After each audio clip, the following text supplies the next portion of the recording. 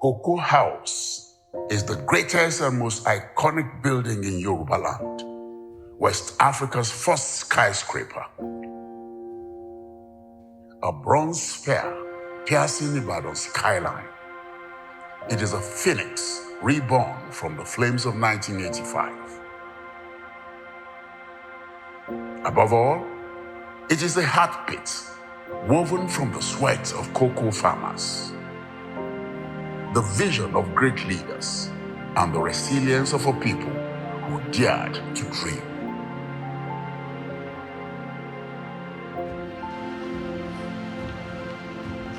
"60 years ago, Cocoa House was a dream carved in concrete. Today, it's a legend. I am here to discover why it matters for our past, our present, and our future."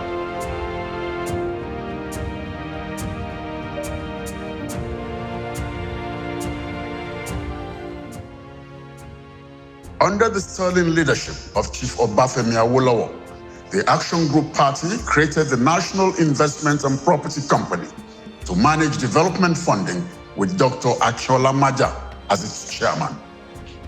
By 1958, the government of the Western region had pulled together enough savings and taxes from its cocoa trade with which to build a skyscraper.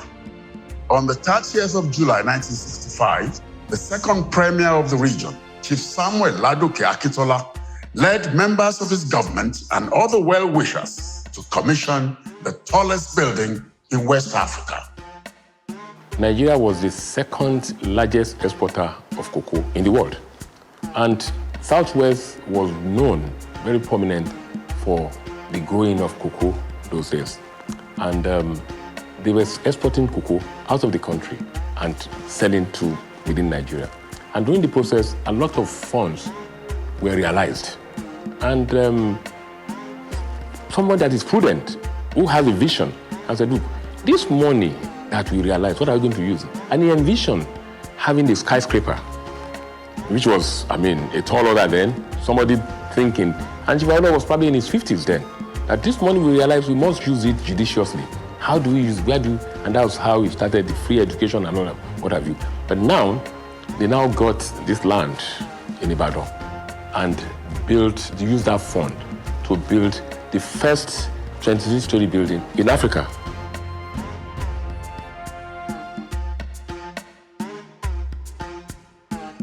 Cocoa House is not just a building. To us, it represents heritage, it represents courage, and it represents modernization, because remember, this was built as far back as 1965, and that is the very first skyscraper in West Africa. So for us, we remember the founding fathers, and to see that this represents another step in evolution. It was the hard work of a few people, mostly running cocoa marketing board. That's all. And it was an initiative. It was a rare initiative.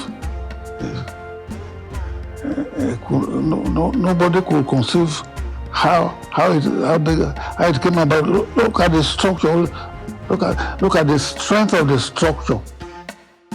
Cocoa House was built from the funds that the marketing board put aside for purposes of stabilizing cocoa prices. You know, cocoa prices are subject to fluctuations.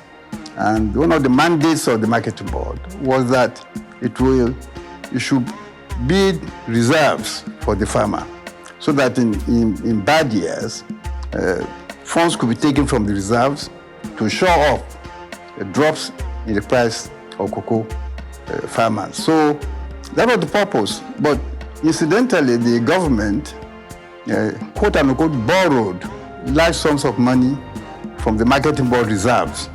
And these were the funds used to build Cocoa House and other investments as well. Premier Samuel Ladoke Akitola, whose government built this edifice, named it Ilé Àwọn Àgbẹ̀.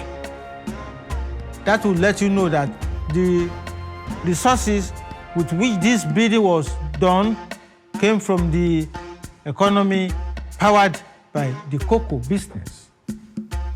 Cocoa House was built by a firm called Kappa and Alberto. And Daddy was very, very enthusiastic about it because at that time, he felt, the cocoa farmers felt cheated, that they were just farming and they were not getting any results about anything. So he thought, well, let's build this iconic building, the sort that's never been built in Ibadan. And then he built what they now call the Cocoa House. And it was commissioned in 1965. The concept of building that house, I suppose to honor the farmers who had done so much, who had contributed so much actually to the success of the development of the Western region at that time. I was too young to understand any details of structure and all of that. But the idea of it, I understood. And as the building commenced and grew, it was impossible to miss it on the skyline of Ibadan. Cocoa House began as an ambitious vision of the Western Nigeria Marketing Board to create a landmark symbol of prosperity funded by the region's thriving cocoa trade. Kappa and Alberto was approached because of their proven track record in delivering complex, high-profile projects across Nigeria. The first steps involved assembling a multidisciplinary team, reviewing the client's vision, and conducting feasibility studies to align the aspirations of the project with available resources and technology. There were healthy debates on the extent of ornamentation versus functional simplicity, with the final design favoring a clean, modernist style that balanced elegance with structural integrity. Early design concepts revolved around verticality and efficiency, while ensuring that the building could withstand the environmental conditions of Ibadan.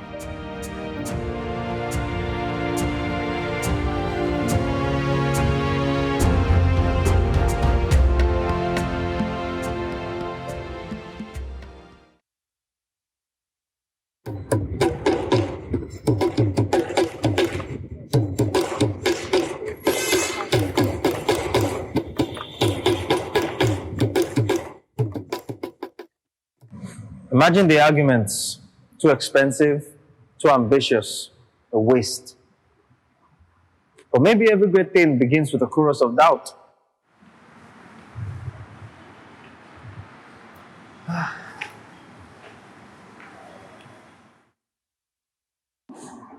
Looking at this staircase, it feels like an act of defiance. Every single step a victory of will over whisper. According to the board and management of Kappa and Alberto, one element we're particularly proud of is the structural frame design, which allowed Cocoa House to rise higher than any building in West Africa at that time. It was a technical achievement that demonstrated Nigeria's ability to execute world-class engineering projects locally. The architectural brief was both simple and bold, to create a modern high-rise building that would stand as the tallest in West Africa, showcasing the region's progress and confidence. Local artisans also played a key role in bringing craftsmanship to the interior finishes, ensuring that the building not only met international standards, but also reflected Nigerian pride. It's a question of looking at it and saying, whoa, this is beautiful.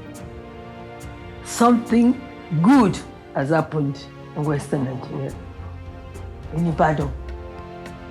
And till today, there is nothing like that in anywhere in Nigeria. Onile Gogoro. And at that time, the king of Juju music, Dairo, MBE, had waxed a popular number.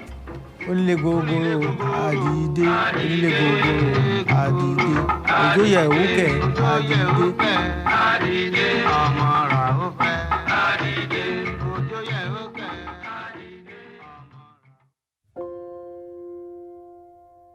When the name was being placed on it, the letters were actually placed one at a time, and it took a long time, well, to a young mind, a long time, for it to be completed. So, there was a lot of speculation about what was this name going to be.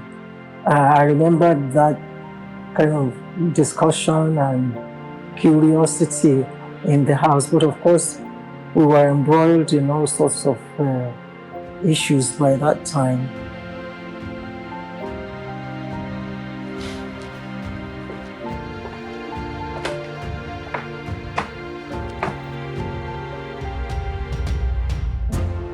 So, Awolowo dreams it, Akintola opens it. The farmers pay for it. Who gets the credit? Maybe that's the wrong question. Looking at their faces, the pride, the tension. Perhaps the real credit goes to the idea itself. An idea bigger than any one man. An idea bigger than their politics.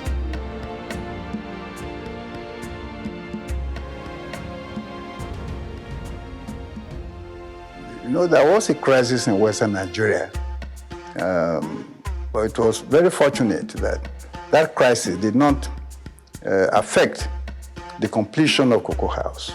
I heard that the tenants were mixed group. There were government agencies, government corporations, law firms, architectural firms, and there were also some few companies that were even expatriate-based that had some consultancy work with the old Western Nigeria that were housed in Cocoa House. I was a staff of the Sketch Publishing Company Limited, a neighbor of Cocoa House. So as a reporter, we will cover events here. Because Cocoa House was famous for the swimming pool, the bar, and all that.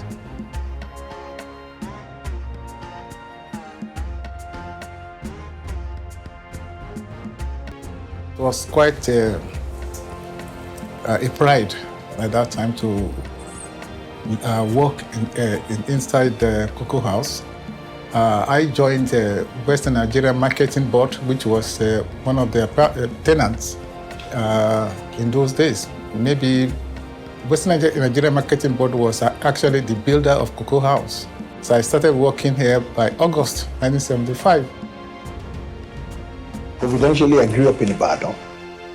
I lived in Ibadan, and I remember growing up, I used to look forward to that place called Cocoa House, because every December, our parents would take us out to buy shoes and buy Christmas gift for us. And we will go around that place in Dubai. And also Kingsway. There's a place called Kingsway where you will go and look at Father Christmas. And something very popular amongst Yoruba family and people living in Ibadan then, there's this thing called Baby Kingsway.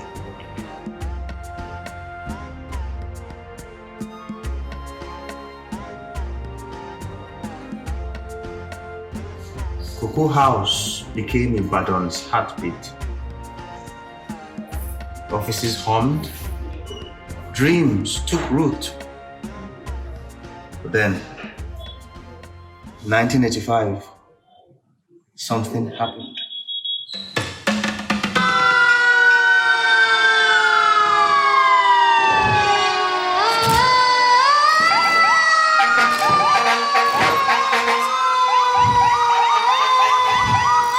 January 9, 1985, a fire cutting the icon from top down. For many, it felt like a prophecy fulfilled, a dream turned to ash. It could have been the end. But the fire that consumed the building also forged its legend in resilience. Engineers, architects, and a new generation of leaders refused to let it die. Cocoa House would rise again. Its scars not a mark of shame, but as a badge of survival. It is a sad note that I don't like to touch, that I, as the press secretary to the then military governor of Odu'a State, the then Lieutenant Colonel Olada Okuola, who today is a retired Major General and a lawyer, I broke the news of the fire that destroyed Cocoa House to him. It wasn't just the Cocoa House, investment house in Lagos. I think Bristol Hotel. There was this rash of fires. And I suppose in a way, I just wondered whether there was an attempt to wipe out the real estate heritage of the Western region. The fire was on for about 4 hours.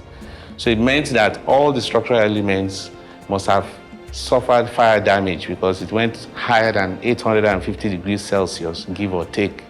And that, at that level, concrete's performance will fall to maybe 20% of its capacity. So it was a miracle that the building did not come down. The heartbeat of Cocoa House is not its concrete, but its spirit. A call to action etched in the sky. A monument not just to who we were, but a challenge to who we can still become. To dream, to build, to endure.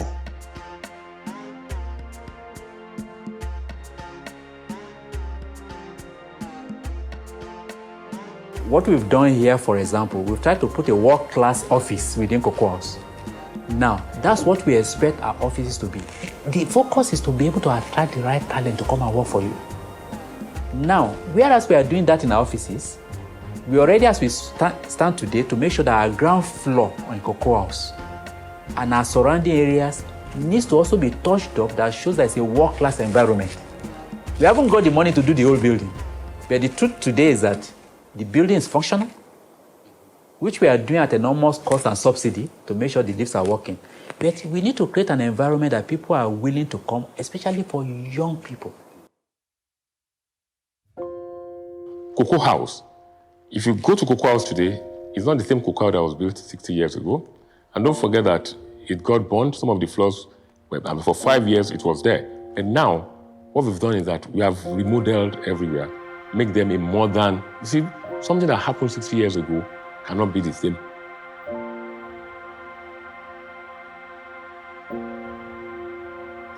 So the car park area, for example, has been done. All of the premises has been done. And you could see even continuing improvement in that area. The lifts in the building, there are 4 of them. We had 3 functioning. The 4th one is now being put in place as well to make sure it is completed. So we believe that some of these enhancements that is going on is what is going to help us to regenerate the environment. I think in the last 10, 12, 15 years, I'm not too sure about that now, things started taking better turn. Odu'a came in, they repaired the place, they now make sure light is everywhere, bought a new generator, and it has been fine. And I think early this year, they decided to work on the car park. And you can see it yourself, it's such a beauty to watch. Like I always say to a lot of people, that for most people, they start their bases at the ground. Our own base is the height of Cocoa House. So that's interesting for us because on the 26th floor is where you now start, the base of your mast. So obviously for the rich, it has helped our brand. We go beyond the battle, and that's a plus for the radio station. That's on the rich. I think that generally the location itself is good for the brand and has helped business.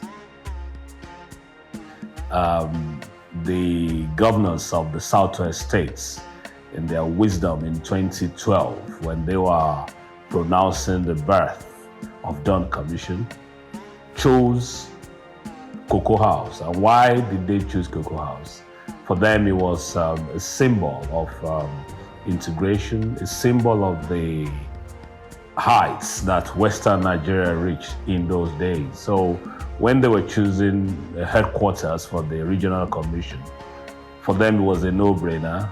They didn't have to look anywhere else but Cocoa House. Point is that we want to keep that legacy and maintain redefined areas that we need to redefine. If you now go to Cocoa House, the ambience is attractive, is welcoming. So that when you say you're a world-class conglomerate, you want somebody to come from America and see Cocoa House, say, oh, wow, from London, anywhere in the world. And I can tell you, the few people that we've hosted in Cocoa House, they couldn't believe that was.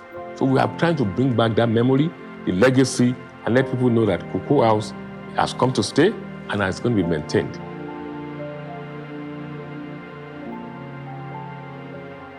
Okay, there's no other structure, let's put it that way. There are other things in education and all the rest of it represent our common heritage, but something that can be physically seen and touched and experienced. It's the Cocoa House, no doubt about it. Cocoa House is our story, sweat, vision, grit. The power of Ishe carved in concrete. It calls us to remember, to build, to rise. A monument not just to who we were, but to who we dare to become.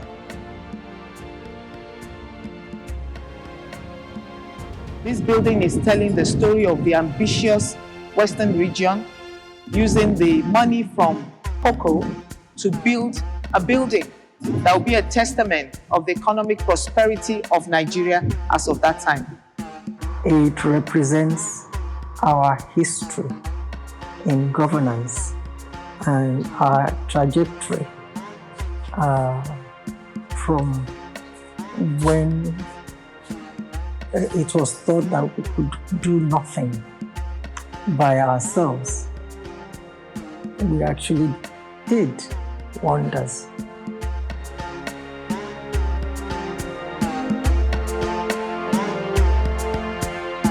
We should emulate our leaders that till date, after 60 years, we're still talking about them in terms of having foresight, realizing their foresight, actualizing their foresight, implementing their foresight for the betterment of a generation yet unborn.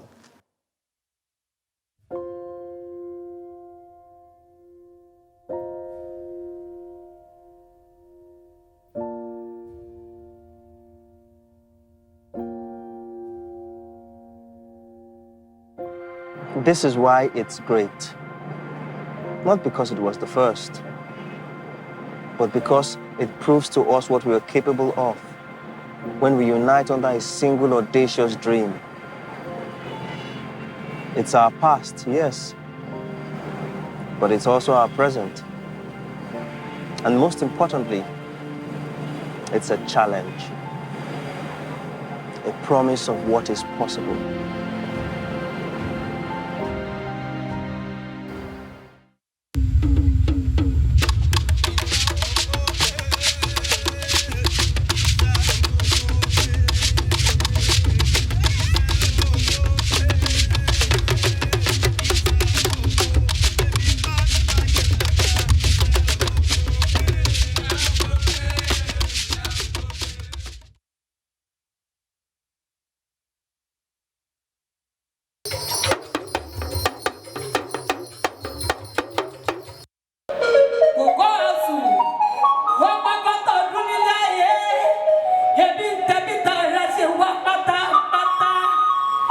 Àwòṣífìlà, ilé ọlọ́rọ̀, ilé ìyanu, ilé ọlọ́rọ̀, ó kún fọ́wọ́, ó kún fọ́lá, ó kún fọ́lá, àáfíà tó ń ta ikú tí ṣe malẹ̀ ọ̀rọ̀.